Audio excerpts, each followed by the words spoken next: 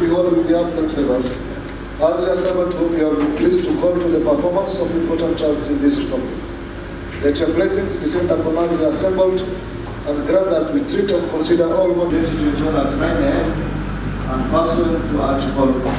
257(6) of the Constitution of Kenya approves the Constitution of Kenya Amendment Bill 2020. As many of that opinion say aye. Aye. As many of the contrary opinion say nay. Nay. That is it. Honorable members, proceed. And pursuant to Article 257(6) of the Constitution of Kenya approves the Constitution of Kenya Amendment Bill 2020 and it shall be signed by the Speaker.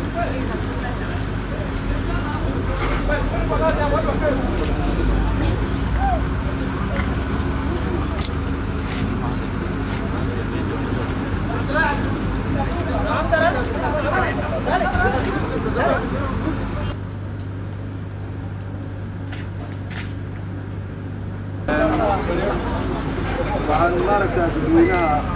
Wajeer aan u sheegaynaa in maanta ay tahay taariikh 24 baarlamaanka Wajeer ay baasmaysay ama ay ansixisay biilkii oo BBI maaragtaa ay soo bilaabeen madaxweynaha Kenyatta oo Prime Minister Raila Odinga dadweynaha maaragtaa u sheegaynaa anagoo maaragtaa ku samaysanayno soo qaadnay maaragtaa codka soo qaadnay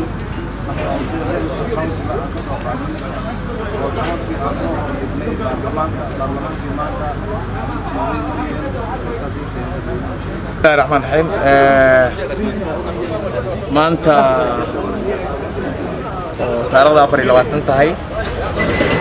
baarlamaanka Wajeer waxaan marinay BBI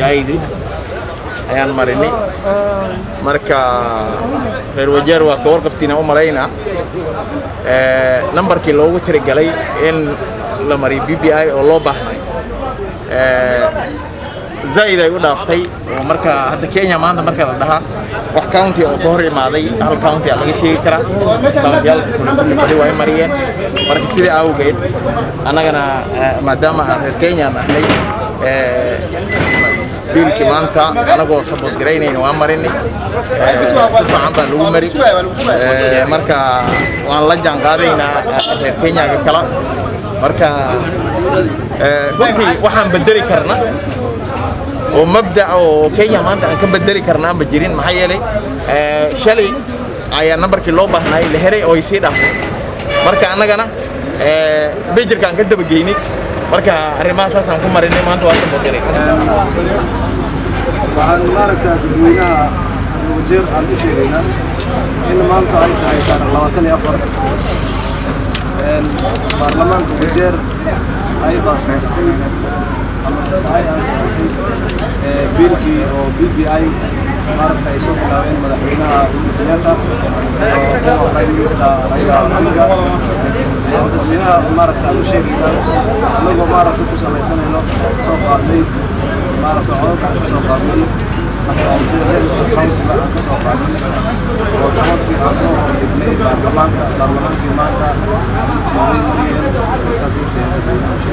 anigoo ku hadlaa afka reer Wajeer maanta waxaan rabaa in aan u mahad celiyo baarlamaanka Wajeer Wajir County Assembly iyo dadweynaha reer Wajeer sababtoo ah sharciga la bedelayo oo BBI ama constitutionka la bedelayo ayay gacan siiyeen maanta taariikhda markay tahay maanta waa 24 marka waa shay taariikh ah waaye waa shay haddaan ka hor aan soo marin marka waxyaalo badan sababo badan ayaa jira oon gacan u siinaynaa arrintan BBI-ga waxaa ka mid ah annagu reer Wajeer haddaan ahnay ama reer North Eastern ama dhulkii haddaan ka hor laga tagay oo xagga horumarka revolution markuu bilowday 2010 ilaa hadda dhexdooda waxyaalo badan oo asal hore aan qabin ayaan helnay way ka mid tahay dhaqaalaha lacag badan ayaa waddanka la soo geli ama accountada soo gashay wixii ayaga ahayna waad arkaysay assemblygan ma jiri jirin asal hore assembly ma jiri jirin waa shay cusuban iyo waxyaalo kale oo badan oo la mid ah isbeensiyaalka waa bateen lacagtii waa badatay developmentada waa badan marka waxyaalaha aan rabna inaan ku soo dhaweynaa BBI-da waxaa ka mid ah arrimaha noocaasa oo lacagtii oo la kordhi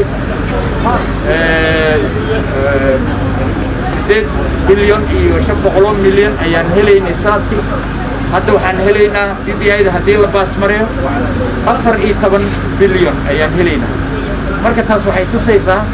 in maaragtay maendeleedu amaba horumarka uu sahlanaanayo dad badan ay ka faa'iidaysan doonaan lacagtaas badan oon heli doono waxyaalo kaloo badan oo wanaagsan ayaa ku jiro oo arrimaha xoolo dhaqatada markaa waxaa waaye markaan ka damba waxay gelayaan constitutionka ayaa arrimaha pastoralism ayaa la dhahaa waxyaalaha maxaa la dhahaa dhaqaalaha kor u qaadaya waxaa ka mid ah xoolo dhaqatada maxaa yeele aniga xoolo badan aan qabnaa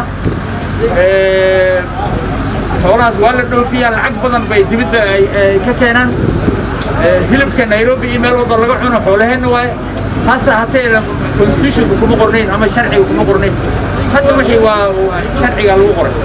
marka taas waa inaan anaga nafteenna maadaama nala sharfay inaan anagana aan support siino midda kale waa dhalinyarada aad baa maaragtay meeshaan faa'iido weyn bay heli doonaan dhalinyarada waxaa ka mid ah arrimaha ay heli doonaan waxaa waye commission dhalinyarada la dhaho youth commission la dhahaa jiri doono oo arrimaha dhalinyarada danayn doona waxaa kale carruurta markay jaamacadda soo dhameeyaan